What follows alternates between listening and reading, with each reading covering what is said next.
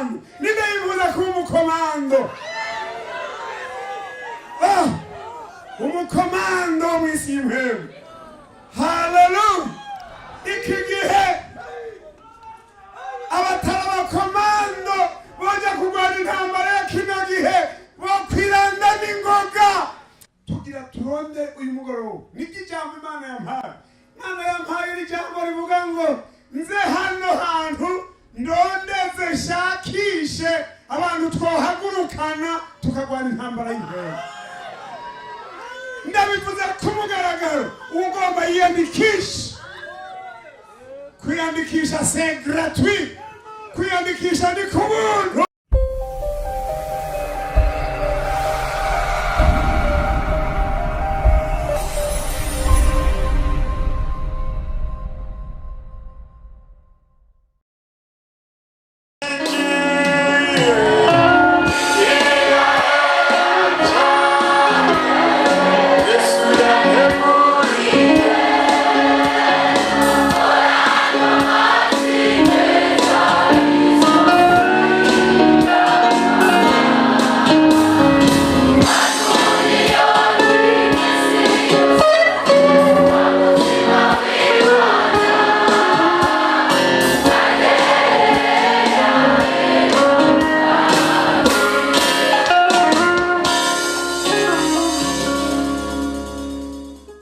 Yabaye vyiza gusubira guhurira hamwe ngo twumve ico mpwemu abwira amashengero.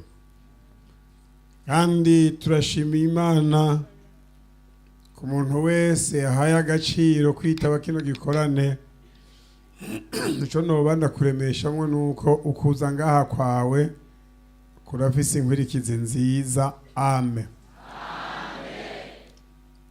Banza uramutse ubu mwene data ndi kukubona ngaha bimpaye umugisha.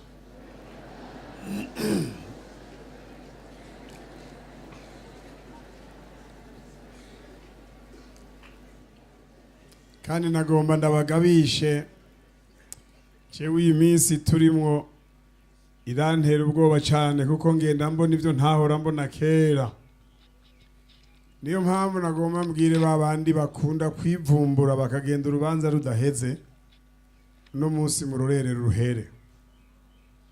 Urunganwe rugenda rukuranwa n'urundi runganwe, hakabaho rero urunganwe rutazi ivyahora biba. Ivyahora biba mu gihe giheze, ikoraniro rikoranye nk'uku, abantu baratinya guhaguruka umuntu ngo yiyonjorore urubanza rudaheze. Niyo mpamvu nagomba ndagutume kuri umwicare uti wiyubare ntuve ngaho urubanza rudaheze.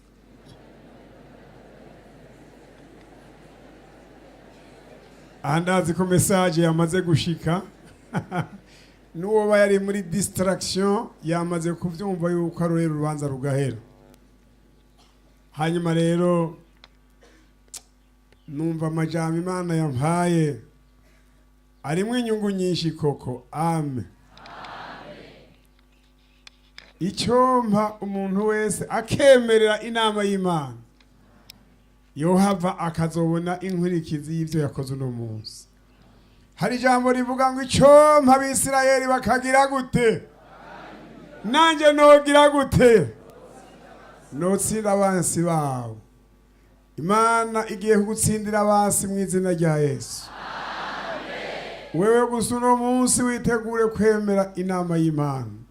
Mbari bamwicaye ati wowe uvyumva gute ivyo bintu?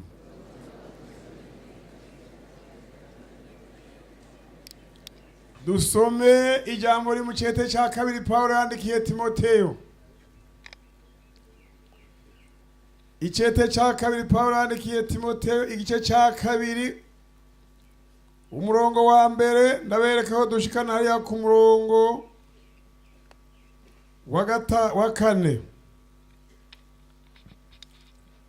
Turagomba dushikane ku wa gatanu ntaco. Weho mwana wanje ugirira iki? Hehe.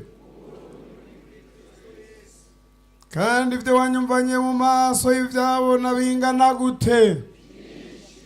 Ubishikirize abantu biki? Ninde yo kwiyumva murabo akereka Imana ati ndi hano? Erega hari abatavyumvise. ngo dusubire dusome n'abatabyumvise babyumva, kuko kino gihe kirimo distraction nyinshi, kandi ibyo wanyumanye mu maso y'ibyabona bingana gute, ubishikiriza abantu biki, bazoshobora kugira gute? Ninde yovuga ati muri abo bizigirwa bo kubishikirizwa ndi hano, amani ukuboko yiyereka Imana?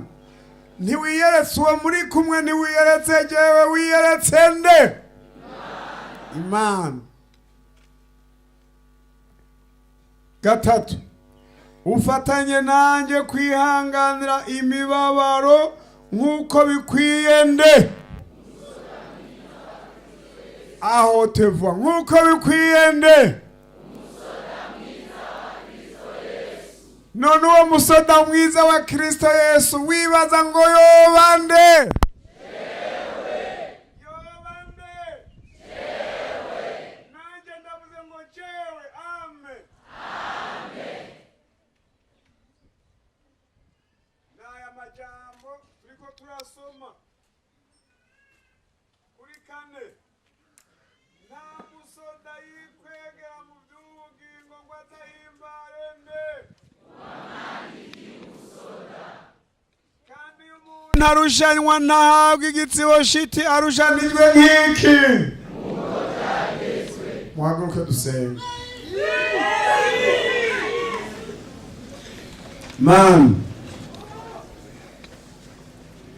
Mana nyene vyose,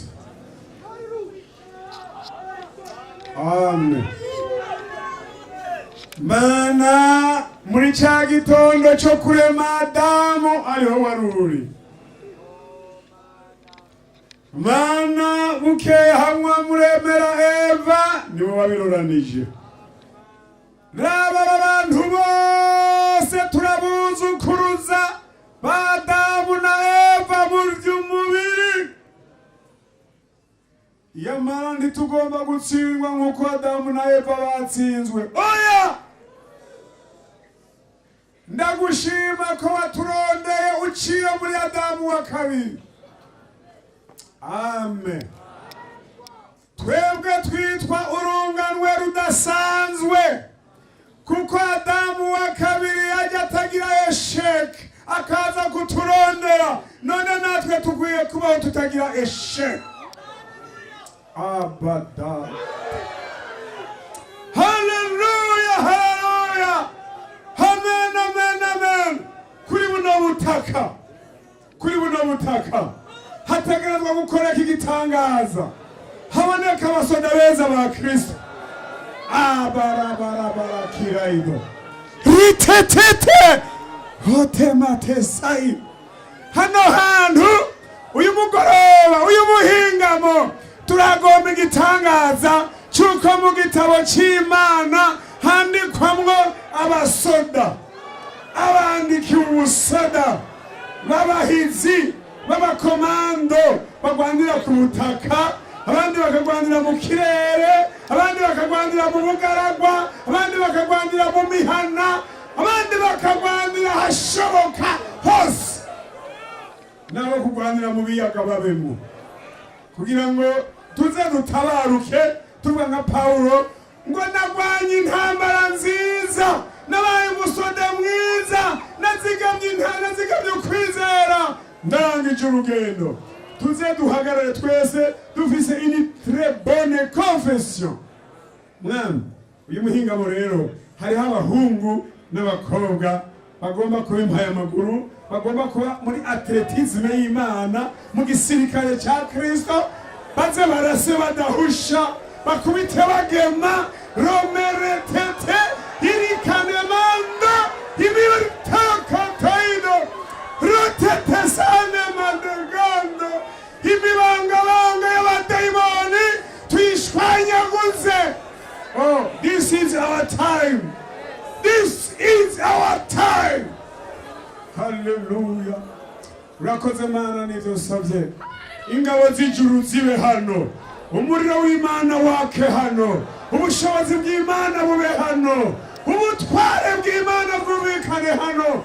Aho Imana iri biramenyekana, aho Imana iri biramenyekana. n'uyu munsi bimenyekane. Ndabisabye gutyo kandi nizeye mu izina rya Yesu Kristo umwagazi w'intama w'Imana, muvuge muti amen. Amen.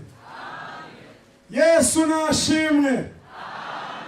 Twumvise ngo weho mwana wanje ugirire ubushobozi hehe mu buntu buri muri Kristo Yesu. Haleluya. Ndagomba umunyantege ngo uno munsi ahinduke umunyabushobozi mu izina rya Yesu. Muriko murabyumva? Bwira umwicara ati iminsi irasa nk'ingano. This is the special day. Utegerezwa kuba umunsi udasanzwe mu bugingo bwawe. Muvyumva gute? Ninde yifuza ko umunsi wumubera umunsi udasanzwe?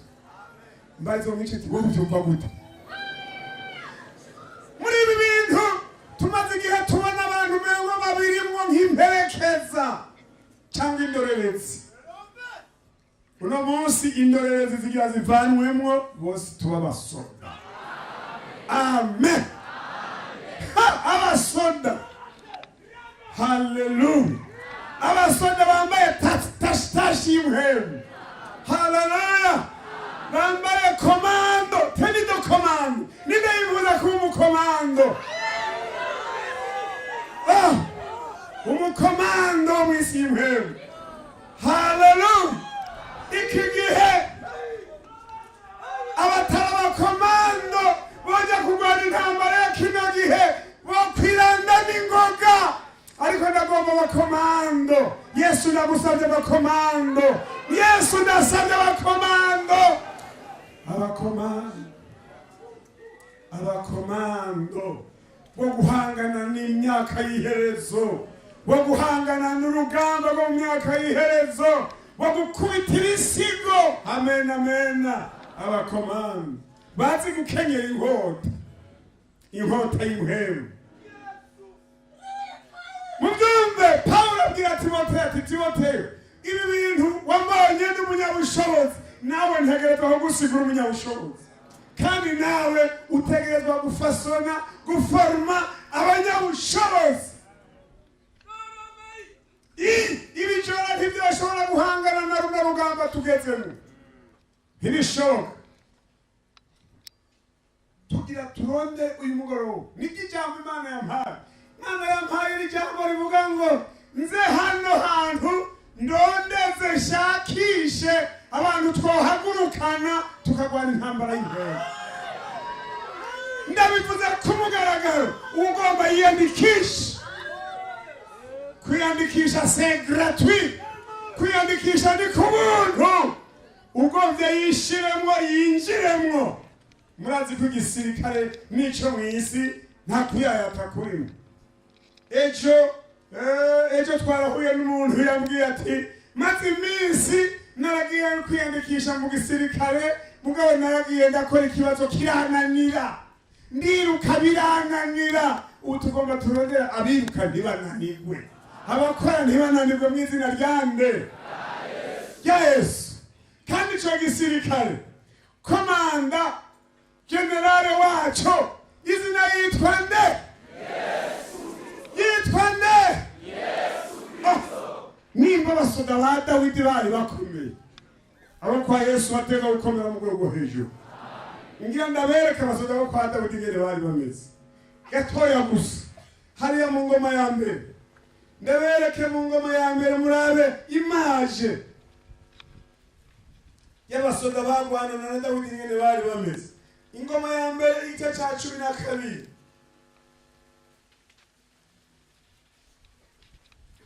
Murabe ngene bari bameze.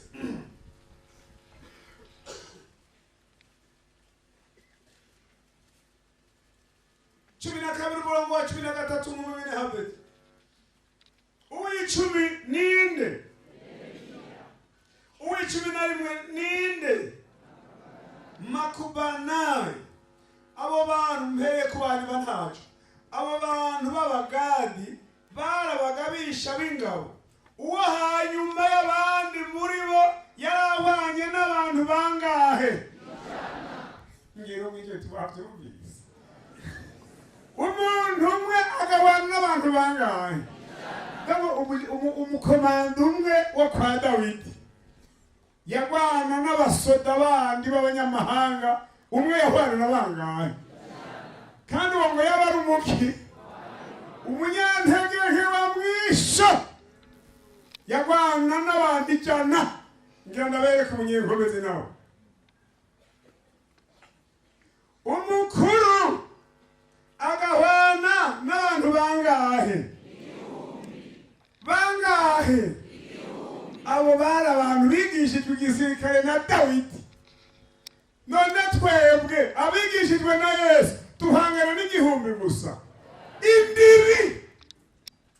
Ngira ndabereka ngene bari bameze gatoyi mu babone. Abo nibo bajabutse Yorodani mu kwezi kwa kangahe? Igihe rwari rwamaze iki?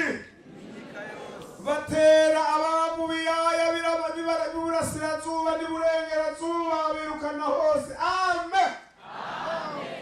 Ibaze womengo abasoda ba Dawidi boturanira umutima. Oya, burya umusoda asa nani? Amera nkani. Nimushobora kunyishura n'imanya Yesu kontana. Akomera nkani. Akomera nkande. Akomera nka shebuja. Akora nk'uwamuhaye foroma. Akomera nk'uwamuhaye formation. Mbega twebwe turiko duhabwa formation nande? Vuga cyane. Sema kwa sauti kuu. Sema tena. Abanyabwiza bavyumve. Kumutanga bavyumve. Mwirohero bavyumve. Muyenzi bavyumve. Na Yesu Kristo. Kwa amaboko tumushime. Amen. Haleluya. Dutegerezwa gusa nawe. Dutegerezwa guhagarara nawe. Muri formation yaduhaye hari imwe yatubwiye ngo ndabahaye iki? Bakugira gute? Ukandagira iki? Niki? Amen. Bakugira gute? Nubwo kuzinesha no kuzisenda no kuzimenagura. Amen. Iturabo rero guhangagwa. Oya.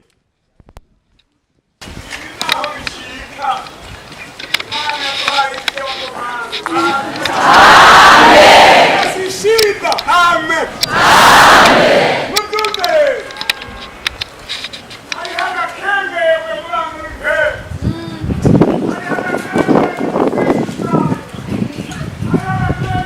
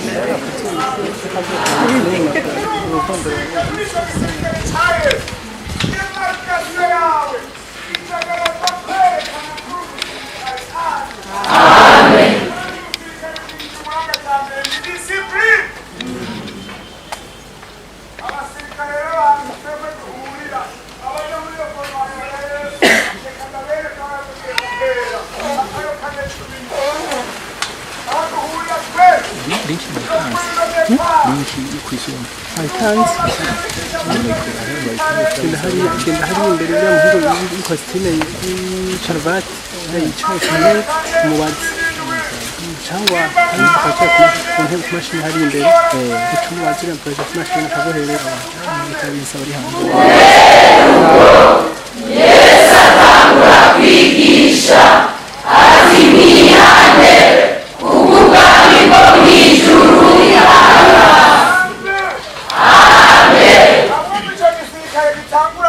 kibaryoheye nibarisubiyemo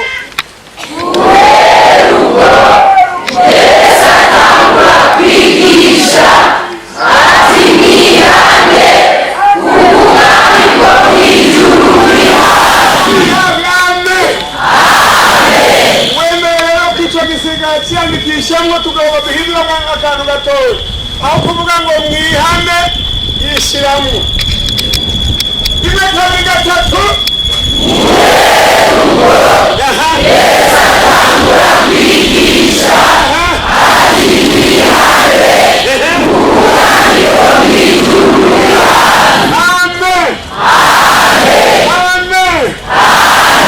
igisirikare naho gihera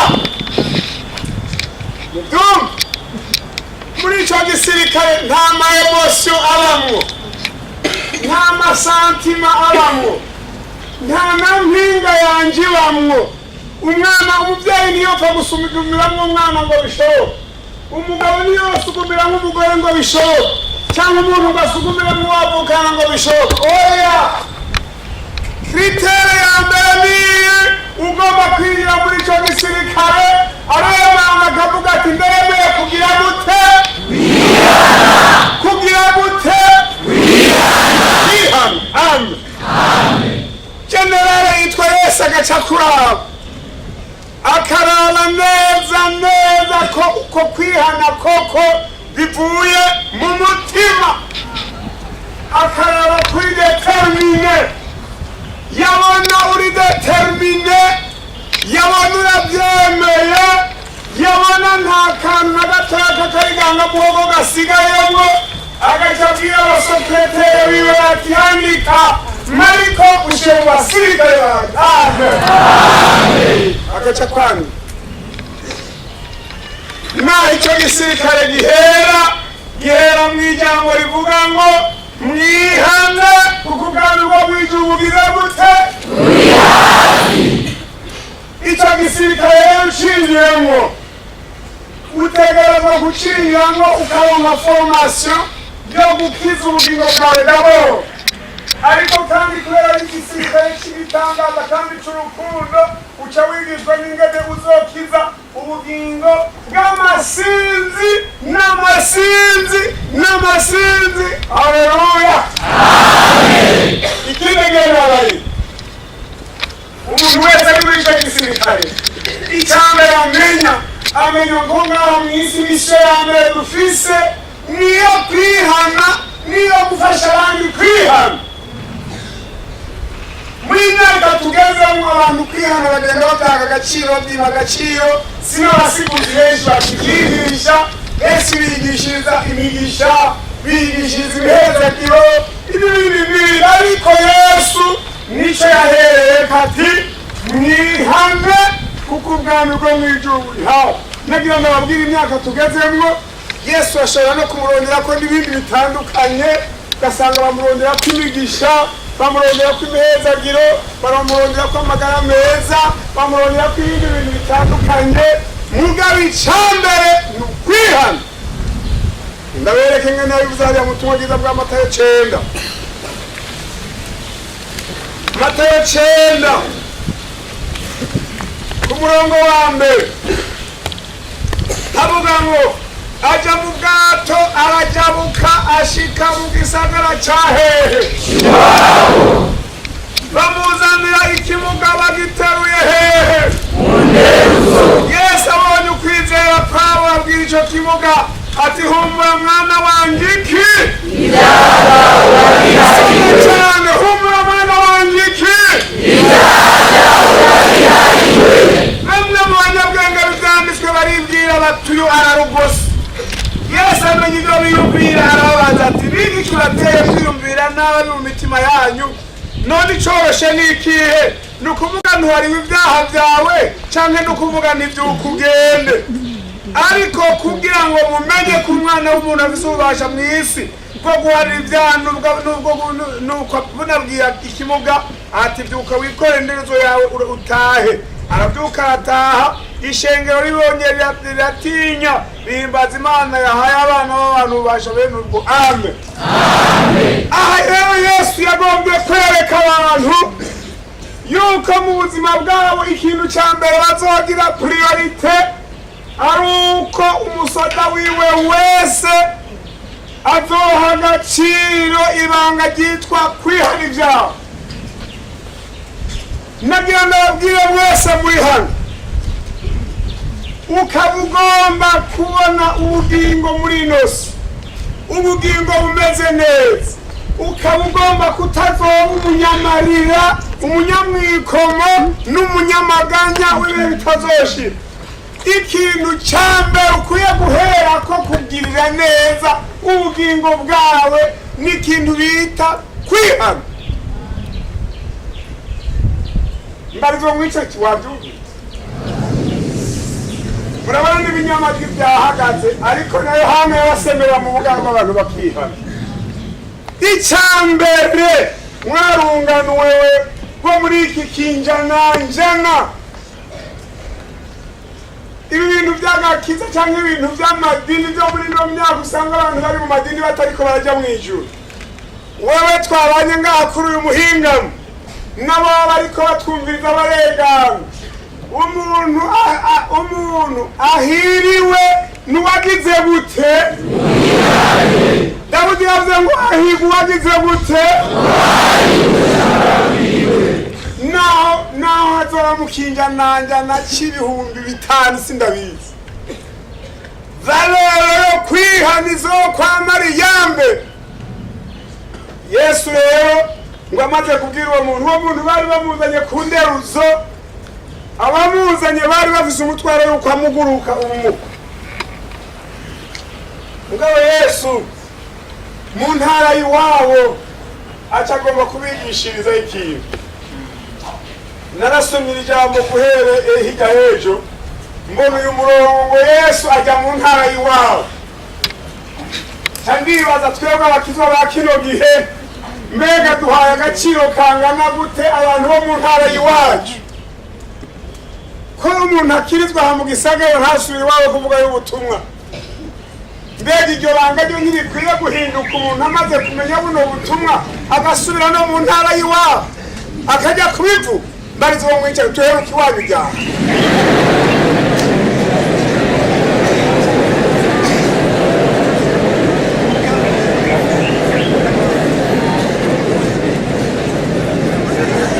Acahishura kino kintu gikomeye, agihishurira mu ntara y'iwabo.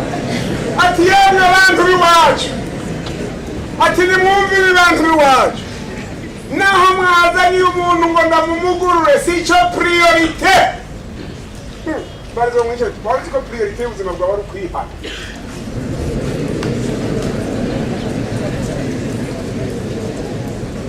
Ati nagira ndabamenyeshe ko mu buzima bwanyu icyo muzohera ko kurondera, muze mubanze guhera kurondera ikintu cyitwa gukiza imitima.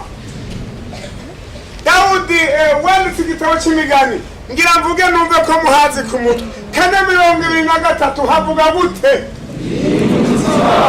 Vuga cyane abafise ijambo ry'Imana mu mutima. Soma vuga twumve.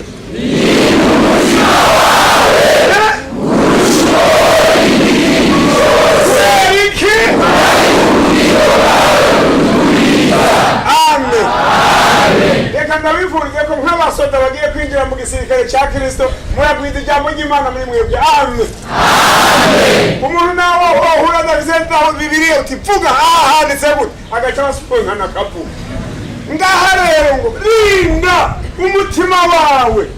Uno munsi abantu bahaye agaciro umubiri,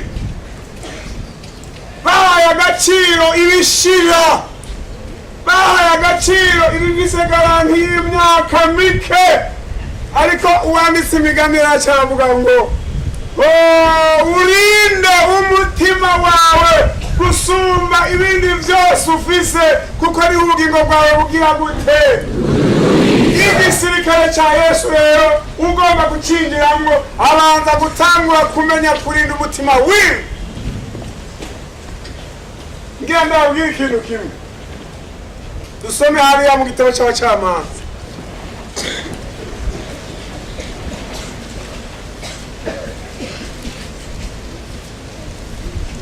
Abacamanza ndwi, mbega mwese muriko muranyumva? Nimba munyumva manika amaboko turabe. Ndabona ko munyumva. Abacamanza ndwi, ku mutwe w'amajambo havuga ngo ingene Gideyoni yasiganye ingabo amajana angahe? Dusome mwumve. Yerubayali ariwe Gideyoni n'abantu bose bari kumwe nawe bazinduka kare baragenda basagaza kw'iriba ry'Iharodi, kandi Abamidiyani bari bashagaje ahahera iburaruko bwabo, ahegeranye n'umusozi More mu kiyaya. Maze Uhoraho abarira Gideyoni ati abantu muri kumwe ni benshi kurenza urugero, kubw'ibyo zishobora kugabura Abamidiyani mu maboko yabo, kugira ngo Abisirayeli boye kunyishirako hejuru bati ubutore bwacu nibwo bwadukijije.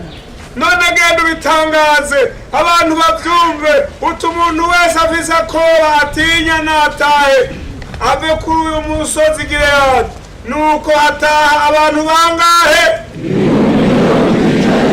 22,000. Hasigara bingahe? 10,000. Uhoraho yongera kubera Gideyoni ati n'ubu abantu baracari benshi kurenza urugero, bamanukane ku mazi nanjye ndabagusuzumire. Maze uwongera ukubarira ko ari we mujana aba ari we mujana nyene, ariko uwongera ukubarira ni mujane uwo we ntagende. Nuko hamanukana abantu ku mazi. Maze Uhoraho abarira Gideyoni ati umuntu wese ajya gusabagiza amazi n'ururimi nk'imbwa umushira ukwiwe, kandi ujya guvukama mu kunywa nawe umushira ukwiwe. Igitigiri c'abanyoye basabagije ku mashi yabo cari amajana angahe? Ariko abandi bose barafukamye mu kunywa amazi. Maze Uhoraho abarira Gideyoni ati abo bantu amajana 3 banyoye basabagira nibo nzobakirisha, ngabura Abamidiyani mu maboko yabo, abandi bose ntibagire gute? Ndakubaza ubona bari gusigara mu majana 3 canke bari kwitahira? Urareka ntunyishure.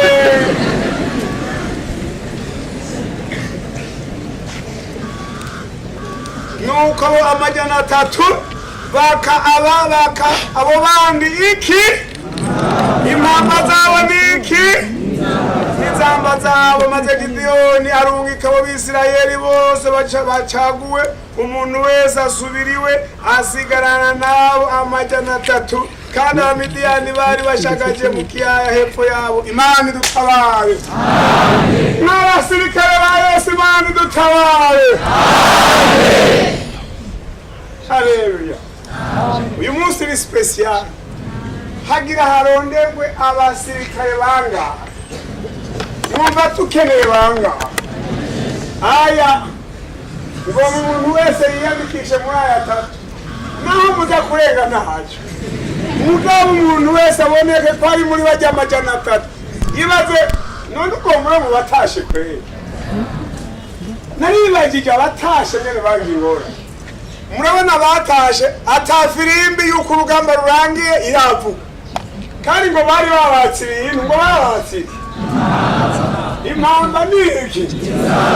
None batahanye bari bagiye ngaha hari inzamba ahari impamba, baca bataha bikorera amaboko, baca bataha bifumbere, baca bataha bashyize amaboko mu mugongo imbariza. Mbega bashitse abana babo babwe papa kutashe kare, urugamba ruraheze papa, ya mpamba wayiri papa, none inzamba yo yiri. Mbega ari nkawe bari kwishura, umuntu yacajoba agaca agenda mu buriri akinyegeza kugira ngo ntaronke ibibazo byinshi. Ya majana 3 umwe wese wari afise impamba imwe yaciye aronka nkanzi nyinshi. Wabaha abantu 20,000 ndahatashe banga 21, 31 n'amajana 7 bose muhira. Camwumva ibi bintu uko bikaze.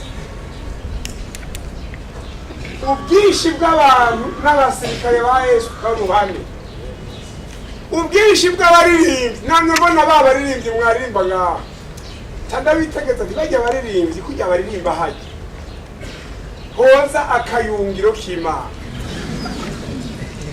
Abosangwa arabasoda je n'umukristo nzokwama ndiko ndagwana n'umusirikare wa Kristo ndiko ndagwana kandi umugabisha wanje tukiri kumwe nzokwama ntsinda candira hamwe hoza ikintu kiza gusuzuma nk'abasoda bahagaze neza ho kirabangaye ho kwama bangaye none rero nahawe ijambo ryuko ndababwira umuntu wese akiyandikisha muri ribango genda umukristo wahehe wo mu mutima 32,000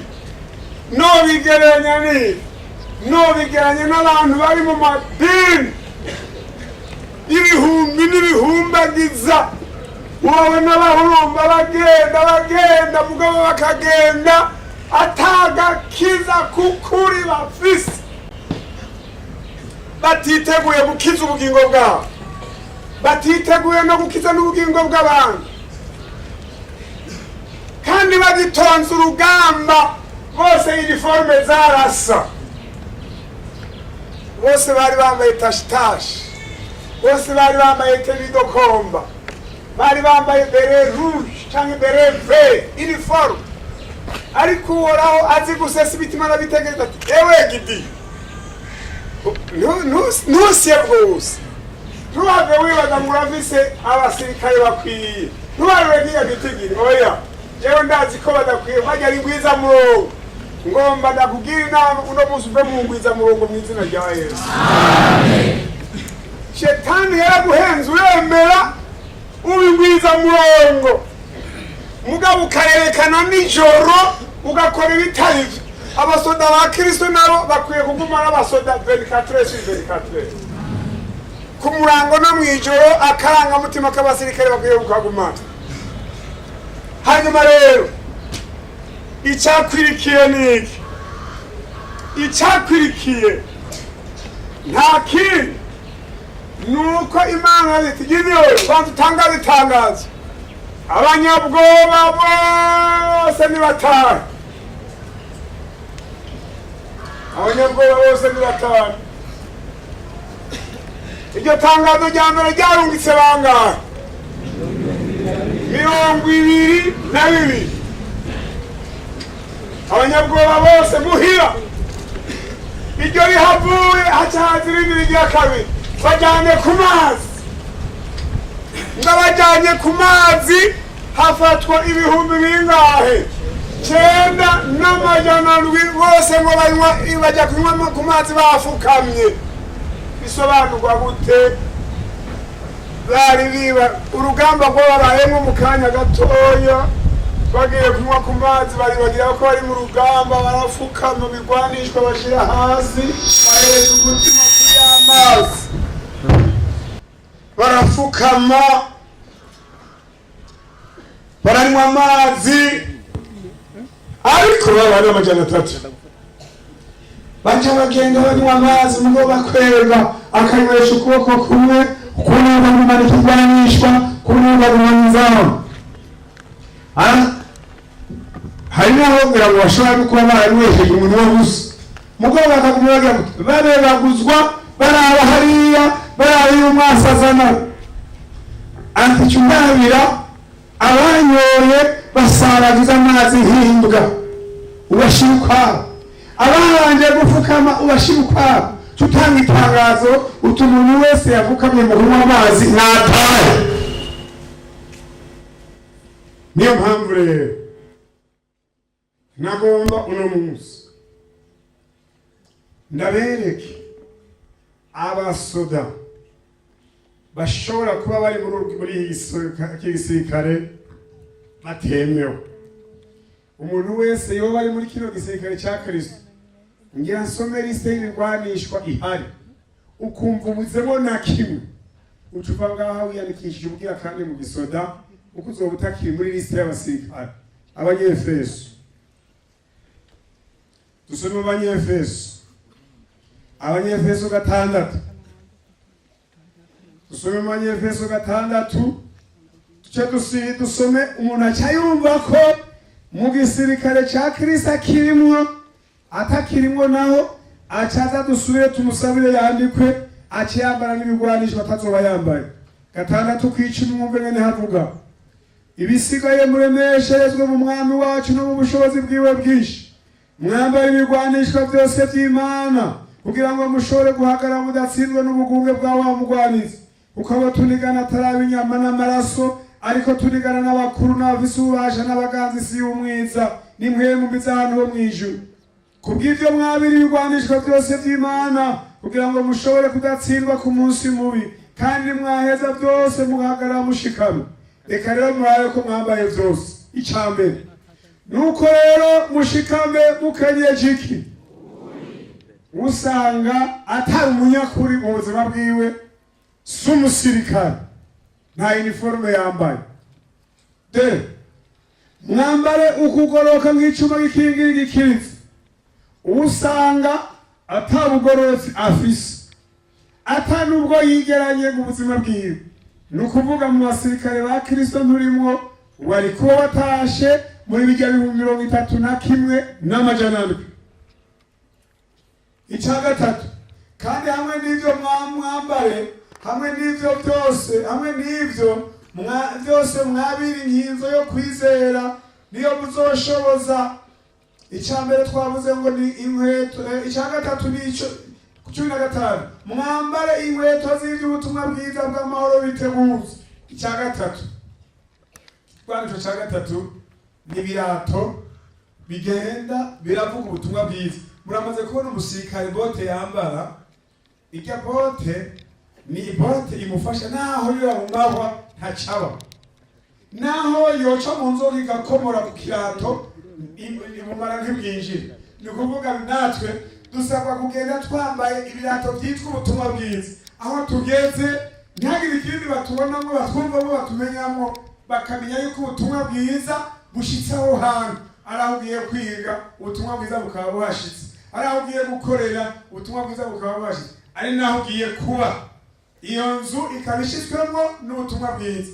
Ugasanga ntumeze uko uce umenya ko mu gitigiri cy'abasirikare ba Yesu utarimwo, uce wiyandikisha. Ikigira kane kivuga ngo kandi hamwe n'ivyo byose mwabira inkinzo yo kwizera niyo muzoshoboza kuzimyisha imyambi ya wa mubi yose yaka umuriro. Ikigwanishwa kigira kane ni ikigwanishwa cyitwa kwizera, kwa kundi ushobora kugufasha cyane cyane muri no myaka ku majwi y'abadayimoni, ku bitero biturutse hariya na hariya, muri vyose ugahagarara ugashikama kubera kwizera kuri muri wewe, na cyane kuzi uwakwandikiye ubusore, kandi kuzi yuko uri umusirikare wewe mwiza muri ko murajyana ku rugamba, ntaco gucifuta